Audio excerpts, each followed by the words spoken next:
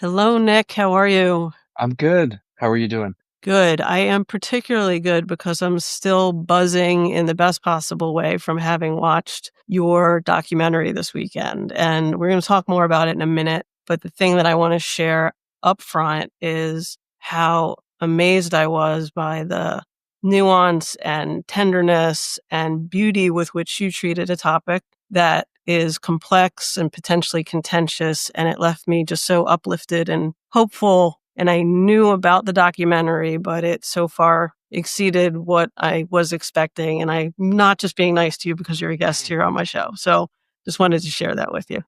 Oh, thank you so much. Yeah, it's been very touching to hear how it's resonating for folks. When you work on a film for a long time, you really don't know after a certain point how it's going to land. And especially with how fast the culture changes and you worry about it getting dated. But most people are saying that it hits very close to home more than ever before. Yeah, I'm glad that right now is a good moment for it. Yes, could not be a better moment, in my opinion. So Nick Beaulieu is a filmmaker focused on racial equity who also happens to work in the advertising industry. We're going to be focusing on Nick, the filmmaker, today. Specifically, the documentary we're speaking about is My Omaha. He also wrote, directed, produced, and was the cinematographer, which is ridiculously impressive. In the documentary, Nick tries to reconcile the tale of two cities that he sees in Omaha, the racial divisions that he can't figure out why no one is talking about. He interweaves a couple storylines. One is the relationship with his father,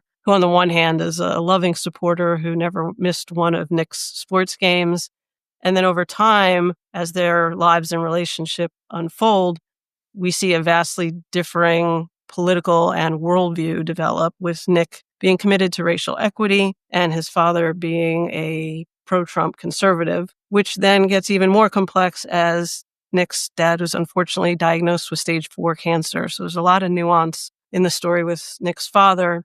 The other storyline that's predominant is really about Nick's deep curiosity and search for answers around racial equity.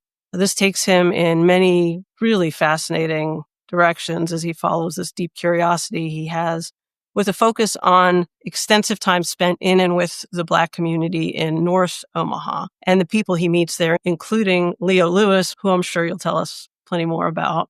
Nick's documentary journey began about a decade ago and takes us on a difficult search for common ground, which, as Nick alluded to before, I feel has never been more relevant as we continue to face active divides in our country today. Bring it back to the realness and thoughtfulness and tenderness with which Nick treats the entire documentary really gives me hope that we can navigate these deep divisions with grace and humanity. And I can't wait to have an opportunity to talk to you more about it today on the podcast. So thank you again for being here. Yeah, my pleasure. I appreciate the way you laid all that out. I feel like you really succinctly got the beats of the film. Oh, good. I'm glad to hear that. Film means a lot to me, so that means a lot to me to hear. So thank you.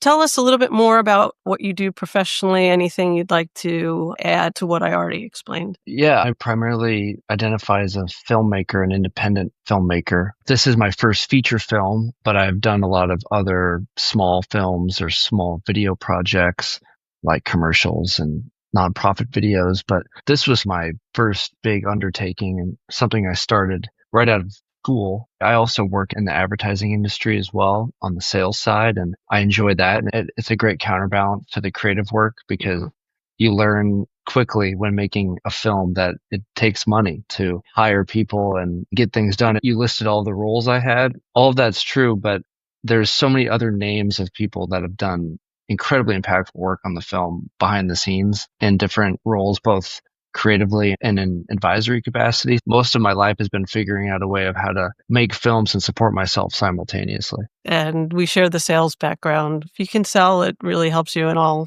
areas of your life, even in the ways that you're probably not expecting it. So it sounds like that was the case here. Yeah, I think it actually helped me pitch the project in ways that you learn in sales about how to just get people's attention and be persistent. There's totally a relationship there. Yeah. So tell us anything that you might want people to know about you personally, something that lights you up or an interest you have that people may not know about. It's funny, I've made a personal film about my life and stuff, but yet I consider myself pretty private in that I don't post very much personally on social media and stuff. And an introvert, but I'm just like a big lover of art. That's really my passion. And whether that is experimenting by going to different kinds of music, I went and saw like a symphony performance in New York recently, which I had never been to, and that was amazing. I like to go to museums. I'm addicted to movies, so I'm always watching films. Yeah, I wish I had a little more of a surprising answer to that, but it's like That's pretty perfectly. straightforward. Yeah. No, the only thing that's surprising, but actually not surprising, but I'm wondering to what degree has it been uncomfortable for you as an introvert to be laying forth such a personal story in such a public way? Surprisingly, it hasn't been that bad. And I think that maybe it's because I've had a lot of prep time from the point of shooting, and then you get used to the footage, and then you edit it, and you get used to the cut, and then you put it out. And thankfully, the reaction's been pretty good. If you look at other people who have made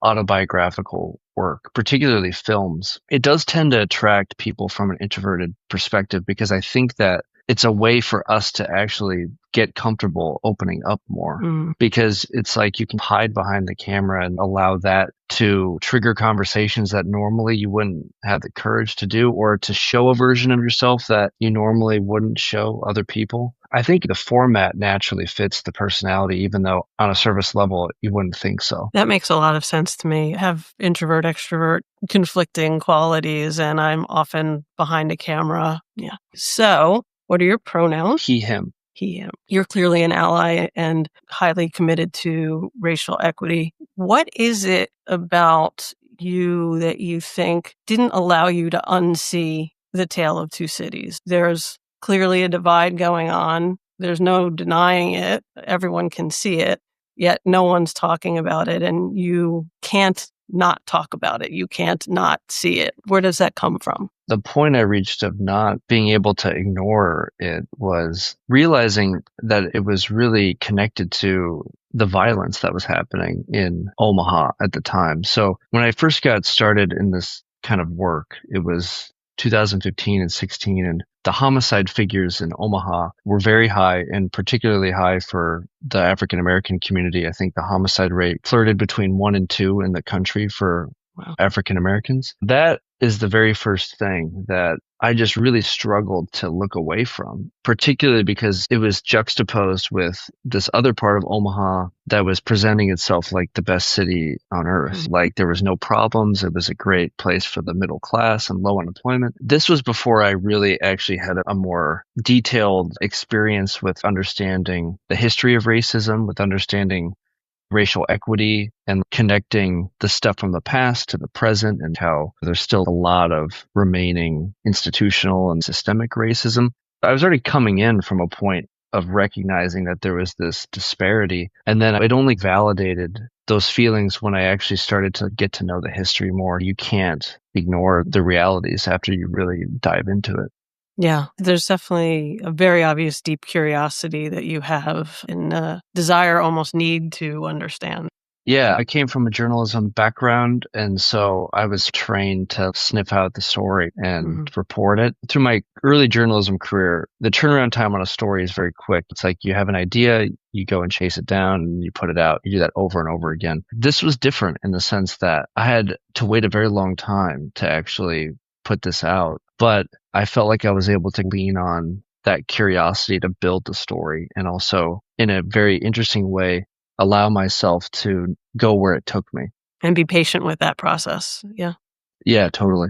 Interesting. Okay. So tell us anything that you want to tell us about what then leads you to pick up the camera for the first time, or just feel free to jump right into the making of the documentary. Where I pivoted from being a journalist to being a filmmaker is relevant, I think, to also what your podcast focuses on. A quick story about that, which is that I did an internship in Los Angeles my senior year of college, or I guess junior year going into my senior year summer. And I went out there originally to write on a magazine, and I was working for this guy. His name's Christopher Lee. Magazine was not really that developed. It was like a startup project. And at the same time, he was working on a documentary film. And Chris is Korean. All of the students on the film were Korean students from Korea. I was the same age as them, and I was interested in film. And so I just asked him, I said, hey, is there anything I can do to help on this film? So I started actually becoming a part of this film team, and as this kid from Omaha living away from Omaha for the first time in Los Angeles, no less, in Koreatown, Hmm. Los Angeles, which is such a layered multicultural situation, right? It was so eye-opening and really enriching to be immersed in culture that was not my own and to meet all these people from different countries and different backgrounds. It was life-changing. And basically, when I got back to Omaha, I realized that I wanted to make a film about the city. And ultimately, that is like the kernel of interest that started my Omaha. We hadn't discussed that before. It sounds like you got a lot of energy and expansion out of the experience making the documentary with the Korean community, and getting immersed in that way really lit something up in you, yeah? Yeah, it did. Growing up in Omaha, I had a great upbringing and childhood, but I wouldn't call it a multicultural experience. I didn't really meet a lot of kids or adults from other backgrounds or other cultures. I was very much a part of the kind of like white Catholic community of Omaha, which was a bubble. There's some amazing people within that are still friends, of course, but it just did something for me to step outside of that and meet people from different corners. It did energize me. And their film, it's called The Last Tier. It's also political, and it's specifically a political story about an issue between Korea and Japan that dates all the way back to World War II. And that also gave me a lesson in how to try to approach delicate topics because it's a super sensitive issue. So there was so much that I gained from that very brief little internship. Yeah, that delicacy and treatment in your film is prevalent, as I mentioned before, so that's interesting context. Okay, let's start to talk about the documentary itself and the making of it, and however you really want to take us through that story. My Omaha, like you said, it's about the tale of two cities, and it's told through this relationship between me and my dad, and it's also told through the story of the activism movement in Omaha, and really primarily through one activist named Leo Lewis. Leo is the former president of the board of the Malcolm X Memorial Foundation. Malcolm X was born in Omaha, which a lot of people still don't know, but it's very much a point of pride for Omaha's Black community. And that institution is like a source of activism and education for people in Omaha. So Leo was really like the face of that organization, spanning over a large stretch of time from 2016 really till post-pandemic 2021, 2022. You see basically this evolution of me getting to know Leo and seeing him grow from a point of being a more junior activist to being someone who really is like a city leader and really helps save the city during the events of 2020 and the protests that had really got out of hand in Omaha. Yeah. And also you see what he teaches me and how that is brought into this other side of the story, which is the evolution of this relationship with me and my dad. So much of this was inspired by this very universal experience happening in America, which is this political divide between parents and children or grandparents and children, just how stark the political divide is. With my dad, it was just to the point where we really were not talking that much anymore because we were so diametrically opposed on these issues. It's not just that we could drop that, because for both of us, the issues were so attached to our philosophies on life, and we both had a lot of pride about the country. So it was not like stuff that you could easily set aside. So once he was diagnosed with cancer, it was a wake-up call for us to understand that we only had so much time to try and bridge this gap and this divide. And we decided to do it together and give him a lot of credit for having these really tough conversations with me and going to these events with me and doing all this while fighting cancer. It was an amazing experience because it felt like I was able to make progress with my dad in a way I don't know would have been possible had we not done this together. Yeah, I won't say more so that if people watch it, they still have some surprises to see because there's things that happen later that are, I think, also interesting. Yeah, one of the things that really stood out to me was the deep conviction that you each had about your own understanding of the facts and what was really true in terms of what was going on in the country and politically and from a worldview standpoint, opposite ends of the spectrum, but from a very deep convicted place, not for the sake of just putting a stick in the ground and saying, here, I'm going to plant this, I dare you. And watching you both navigate those conversations once you started to have them, and also seeing really the deep love and respect, and really tough time on both sides understanding how this person that they love and respect so deeply could see the world so differently, and watching those kind of two things at play with each other. There was a point in time where I felt a shift happen, and it occurred in one of the interviews with my dad. I took a pause from talking about anything political or social. And I asked him, I said, how does it make you feel that we are like this? I just asked him point blank, how does it make you feel that we're this different? And his answer did something to me that was so impactful, because what he said was, I feel like you don't respect my intelligence because you think I'm wrong. And I said, is it because you think I don't trust you? And he said, yes. I had never seen it that way until that moment in time. I never understood that my dad might perceive our differences as like a sort of personal failure because his own convictions were so intense. And it gave me so much more empathy for why he felt so emboldened and passionate to tell me his truth. The kind of beautiful thing about that is that recognition and realization did not really change any of my opinions about anything, but it gave me just so much more empathy for my dad, so much more of an understanding of where he was coming from emotionally and psychologically. From that point forward, all of our conversations were just better because I felt like I understood him better. It took getting to that deep place of really understanding, like, how is this making you feel, that it changed everything.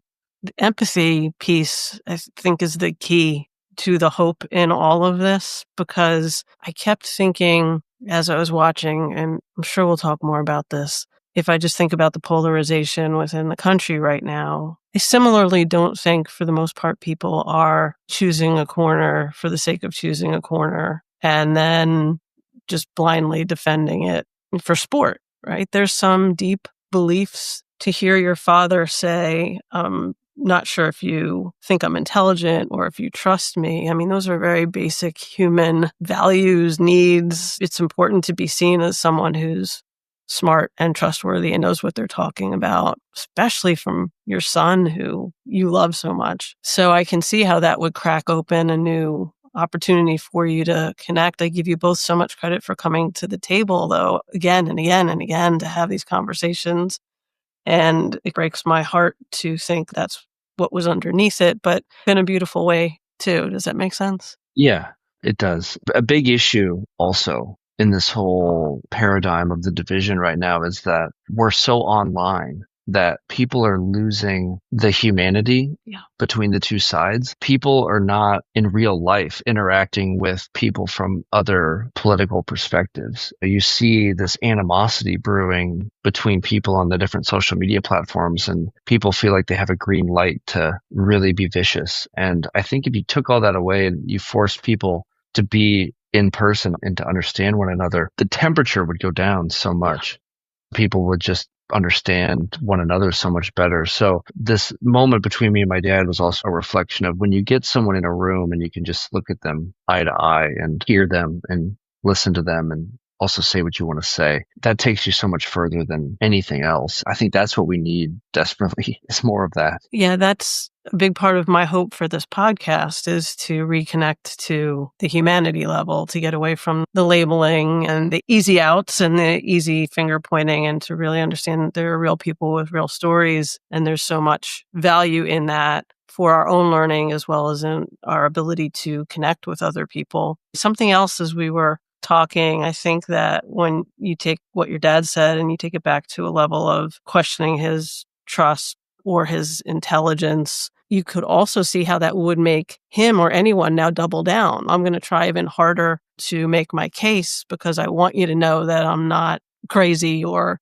just spouting stuff. I want you to understand where I'm coming from, and I want you to trust me. So I'm going to keep going until I feel like I've broken through. And I feel like at some point he said that to you, that I never wanted you to wonder, why didn't my dad make this more clear to me, whatever this was. Yeah, that part is still hard for me to hear because it's something that till the end, I think he had trouble putting to rest, the kind of acceptance of my political beliefs, where I was coming from. It's hard because also it's not directly confronted in the film, but my dad was very spiritual and very religious, and that in a broader context with his faith group. But a big part of our relationship too was he desperately wanted me to have a sense of faith and to follow in his religious footsteps. And so to him, his political ideology was also very much intertwined with his faith. It's important context because given his cancer, he was thinking a lot about where was he going to go after he died? What was the afterlife like?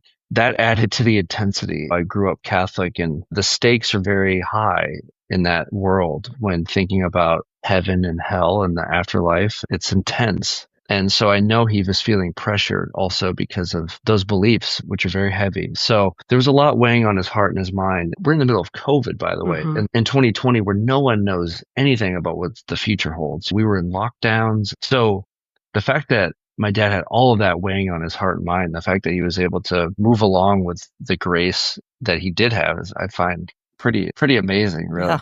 I feel like he was moving through it and working through it for himself, obviously, and also for you on some level. There was a sense of legacy that he carried and cared about tremendously for you that I felt throughout the film as well. Yeah, and a lot of people comment about how there's a lot of home movie tapes in the film, and this kind of irony that my dad was filming a lot when I was a kid and documenting a lot of moments, and in a full circle way, I'm filming the back end of that story and the end of his life. I think my dad did have a lot of motivations to keep him going, and it was very healing and moving to see all the people in his life that he was helping as well. It wasn't just me. There was a lot of people that were also inspired and motivated by the way he was living his life to the end. Yeah, there's a little teaser for people. There's a moment with a gentleman named Ghost Running Thunder in the documentary that was just mind-blowingly touching about your father and the impact that he had and the way he was viewed by other people in his life. There's so much complexity to each of us as humans. And back to what we were saying, when we start to try to box that in or boil it down to one side of the political spectrum or another and say that this now is who we are and defines us is limiting. You're very complex. Your father's very complex. Your relationship is very complex. The circumstances, all of it. And again, just so beautiful to watch it unfold and encourage people to watch the documentary as soon as they get a chance. As they're doing that, let's take a little bit of a zoom out and thinking about some of the takeaways, having people of different viewpoints and different backgrounds, and how do we show up for each other in a supportive and respectful way without compromising our own views. And since this podcast is about tying lessons back to career, I think there's all kinds of possibilities for career lessons for folks. I'd like to start with one where I think we were starting to touch on it. Shared experiences change the world. I heard that theme.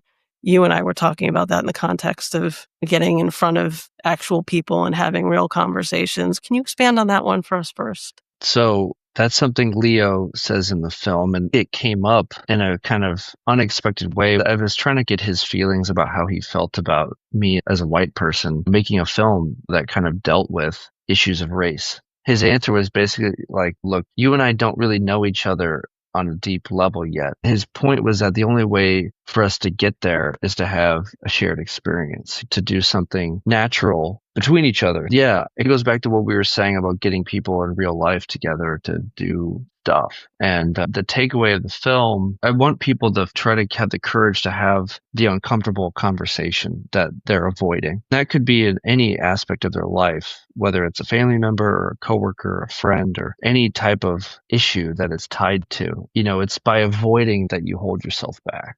So that is a big lesson. And the other one, when thinking about the Omaha storyline, is just encouraging people to think critically and openly about issues of race. Still, I think a lot of people just don't believe that it's a problem anymore, that racism doesn't exist anymore. I really wanted people to see how important and relevant that was in Omaha still, and how it tied back to what your politics are or how you view your neighborhood or your city. Those two things I came away with thinking, okay, this is what I hope people take away from this when they watch it. Now, having the uncomfortable conversations, and we have talked about that on the podcast before, and kind of taking that first step in, like, I see it, not sure what to do about it.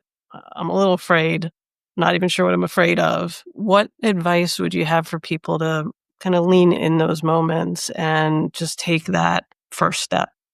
I think it's to be honest, because a lot of people I think can have a tendency to self-censor or be a little bit guarded out of that fear when they're going to have a conversation like that, especially if there's a power dynamic in the relationship. But you have nothing to lose in a situation like this if you're just being honest, because even if the person reacts negatively, then it's really a sign that you did everything you could. Because if you were to be dishonest, then you're not really making true peace or amends or change. It's another distortion or another subversion of the prior issue, right? Sounds simple, but if you go in with that, then you don't have to be overthinking what you're saying. You can Right. just say what you need to say. And Say then, what's on your heart. yeah, exactly. And I've struggled with that because sometimes I'll go into something and just be so nervous and realize that if I'm just honest, it's going to come through naturally the way it should. Yeah, and because you're modest, I don't want to put words in your mouth, but tell me if this feels right. I think that along with the honesty, everything I saw you do was also through a kind and curious lens, right? So there's honest in a forceful way, but just honest in a curious and kind way. Oh, I'm glad it comes through that way. Thanks. Yeah. Thank you for that. Yeah, compassion, I think. Yeah. It's remembering that the other person is human and they have feelings. And I think it's good to have genuine curiosity and Yeah. not like a forced sense of curiosity. I think a lot of people will sometimes almost pretend like they really want to try to understand someone, but they're clutching to this opinion of them that they're not going to change no matter what. And I think that's disingenuous and unhelpful. I So think if you're going to have the conversation, truly come to it with an open mind, not a preconceived, I'm going to banter this around with you for a bit, but I already have my mind made up anyway. yeah, I mean, you see that in popular media all the time where pundits will have people on and it's really just for theater. There's not like a true exchange of dialogue. So Yeah. avoiding that, Right. basically avoid everything the professionals on TV do. So. Yes, exactly. That's a great distinction. And I love that example. One thing that stuck out for me as well, I felt you really wanted who doesn't want answers, right? I want to solve this riddle. I want to figure this thing out. This thing being your relationship with your dad, this thing being the tale of two cities. At some point in the film, you're still wrestling with it and you get advice that it's more about the seeking than the actual answers. And that's really what a life worth living is about, is the seeking, which is beautiful and also very complex. And it sits in that unresolved space that as humans, I think we tend to be uncomfortable with. It's more work than closing a door or tying a bow. So where are you in that journey of answers versus seeking? So I love that piece of advice because I think it's really relatable. Anyone can, I think, take that to heart, particularly if you actually care about social issues. I think it's extremely important because you're absolutely right that I think we're naturally drawn to wanting to solve issues, to solve things or to tie things up with a neat bow and then move on. Many of the big, complicated existential problems of our time will never end like that. And the biggest questions we grapple with as people we will probably never get concrete answers on. Accepting that and surrendering to that, I think, is liberating. And it also is a reminder that there's always work you can be doing to get more educated or to improve yourself or your standing in the world or in your community or in society. Yeah, I think it's a great lesson. I remember catching myself while making my film thinking, okay, when can I stop learning about this and just feel like I'm done? It's just like a natural kind of impulse. And so to hear that from someone in the film who is coming from a lot of wisdom, it's an older gentleman who's had a lot of experience. Yeah, it was very moving. I think it's, as you said, changing the lens on it from there's no end to this, and that's daunting or frustrating, to there's no end to this, which is really cool because that's what life is: constant learning and layers, all of the things that make life special, and to be celebrating it versus getting frustrated by our inability to just wrap it up in some package. Yeah. Yeah, you're right. And I didn't even think about it like that till you said this idea that even when we're gone, life will go on and these same issues will go on, just like they were happening before we were here. You're only here for a certain sliver of time. And it's really just about what kind of impact can you make in that moment? I think the word for me was liberating when I understood that better. Yeah. And I'm just going to spend a moment thinking about that in terms of careers. If you can be liberated by the layers of things that you encounter and the layers of people that you encounter and the complexity of different situations you might need to work through, and have that be something that fires you up and challenges you to say, okay, you use the word impact, what kind of impact can I have here? How can I insert myself into this in a productive, proactive, creative, supportive way? Then that's a whole different conversation. So, one last question before we pivot to the music segment, because the movie does start with home movies of young Nick. What would you like to say to young Nick now that you've made this film, and maybe provide him with a nugget of wisdom? The first thing that popped in my head was to tell him, don't be so anxious. You don't have to be so stressed. Don't worry. Just relax a little bit. Probably would go in one ear and out the other. But And what have you learned that could perhaps have young Nick listen and understand how to take things a little less to heart in an anxiety-inducing way? another added benefit of making this film is that because it's personal, it's like even more intensified. I just learned so much about myself making this, and I actually feel like I grew a lot making it. To finish this process and have a film you're proud of is one thing, but then also to look back and see how far you've come as a person and be happy about that, and to feel a certain sense of accomplishment and satisfaction, it really does make all of the struggle feel worth it that you go through, more so than any kind of accolade or output, because you really don't have any control over that. But to look back and see what it's taught me about myself and how that's helped me in my life is invaluable. So for that, I'm super, super grateful. What are one or two of the looking back growth moments that you've identified for yourself? Patience and doing hard things, patience with family and friends and loved ones, and recognizing where I did have it and where I didn't have it. The biggest one is naivete. I was so humbled making the film, and I'm astonished now that I know what all goes into it that I thought I could even do it, and about what I was capable of doing from a creative perspective. It's always a good sign when someone watches it and it feels natural and it just flows properly. This wasn't a story that had an obvious beginning and an end, really. Like, we had to really get creative to do it. And that's where I have to shout out a ton of people that helped with that: editors and producers and friends and consultants, and too many to name in one sitting. But if you go on my website, you can see my team, and I would not be here without all of them. So yeah, I learned about what was possible creatively, particularly when you collaborate and trust other people. Yeah. And if we think about what we go through in the workplace and tie it back to what you were just talking about, being patient, which isn't always easy, especially pressure deadlines. Some of the best things take time. And the creativity, we just had a guest, Indigo Avisoff, and they talked a lot about the importance of creativity in the workplace, which we don't always associate. And none of that happens, as you said, and as they said, without a safe space, a trusting space, a collaborative space where we can build off of each other's strengths in a really open way. And then I also heard you just acknowledging the ability to do hard things. And I think sometimes just giving ourselves credit. I can do stuff, right? That's important to remember.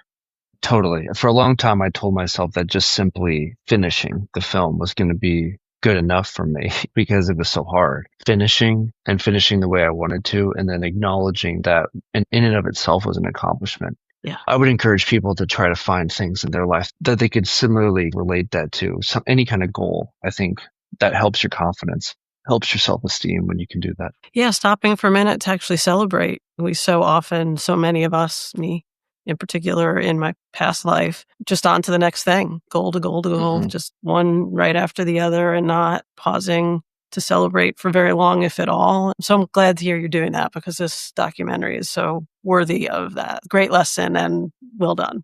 So we're going to pivot to the segment of the podcast that I call It's My Podcast. So there will be music. And I feel that music, like storytelling, taps into our humanity at a deeper level. So I'll ask you what I ask all guests. If there were one song you could put in a time capsule and preserve at all costs for future generations, what would it be and why?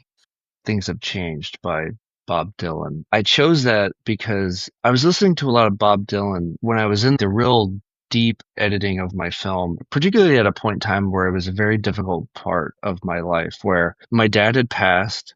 We had struggled to raise enough money really to do the film the way we wanted to. I was like on my third year of not working consistently to Mm. make money. I had shown a sample of my film to some family and the reaction was very negative. And so it was a very lonely, isolating time. Yet I was still trying to persevere and just get this thing moving forward. That coincided with doing this real deep dive into Bob Dylan and his catalog. And I felt just a connection with the way that he wrote his songs. And I felt empowered by his own courage and conviction. He was writing songs about injustice and things that he was seeing in the culture at a time where it was not easy to do it and where it really made a difference. And his music is also a very singular experience. It's just him. And that song in particular is a song that I just remember playing a lot while I would go on walks and when I would just brainstorm. And it gave me comfort in a time where I otherwise felt very alone and very scared actually about how deep I was in this film and not really seeing the light at the end of the tunnel. His music in that song embodied that. And so I felt like it was a good selection for this, although I could pull out a lot of other songs for sure. That might be my excuse to have you back on the podcast in the future so you can share another song. Oh, and so we could continue the conversation, of course. But Yeah, I love music, and I will give a shout out too to and for people who see the film. We have an original score for our documentary, and it was composed by Sarah Lynch. She's a Irish composer. And she's an incredible artist and musician, and it was maybe my favorite part actually creatively of making the film was bringing the music into it because I thought it just really elevated the movie in a major way. that's so interesting to me because I watched it with my wife, and the music specifically, we talked about how powerful the music was and how it really helped set the tone for the movie. I guess that's always the case, but it just works so beautifully in the case of this documentary. I didn't realize it was an original score. That just makes it even cooler. Oh, great. Yeah, I love hearing that reaction. There's so much thought that goes into the music cues of a movie and in ways that you don't naturally think of until you study it, but it helps scenes transition from one to the other. It helps tie in things together that otherwise don't feel as connected. It helps set the right mood and the right tone in a way that isn't super heavy handed, but that it feels natural and enhances the scene. And also then the deliberate choice of where to not have music so that when you do have music, it hits harder. Yeah. So I'm really glad that you guys liked it because, yeah, Amazing. I rave about it and I can't wait. That'll be something we'll hopefully also be able to share publicly as the score with people too. That I'm looking forward to as well. Cool. Where would you like people to find you? Anyone on Instagram can follow me and the film. My personal Instagram is Nick.Beaulieu on Instagram. So it'd just be Nick.Beaulieu. And then the film's Instagram is My Omaha Film. You can also search My Omaha Film on Facebook, and we have a Facebook page. And we also have a website that I'm updating regularly, and that's myomahafilm.com. And the website also has an email address. So if anyone wants to get in touch about anything related to the movie or otherwise, they can send me a note that way too. Great. And am I right that you were just selected for a film festival? Yeah, we just got back from our world premiere, and it was a Slam Dance Film Festival in Los Angeles, which was a dream come true. It's a very prestigious fest and a lot of other independent artists. So we're excited to keep it going, and we're working on our feature festivals and then eventually how people can watch it wider beyond that, whether that's at home or at their theater in their town. Yeah. Congrats on that festival. That sounds like it was very energizing, and I would imagine also just confirming all this really hard, wonderful work that you've been doing. Thank you. Yeah. Yeah, it's all of those things and more. I couldn't have asked for a better way to launch the film. Cool. So glad. All right, everyone. That brings this episode of Stories We Haven't Shared to a close. I believe stories are our humanity waiting to be shared, and listening makes it possible. Thanks so much for being here by our virtual campfire. Until next time, and thank you again so much to Nick. Take care.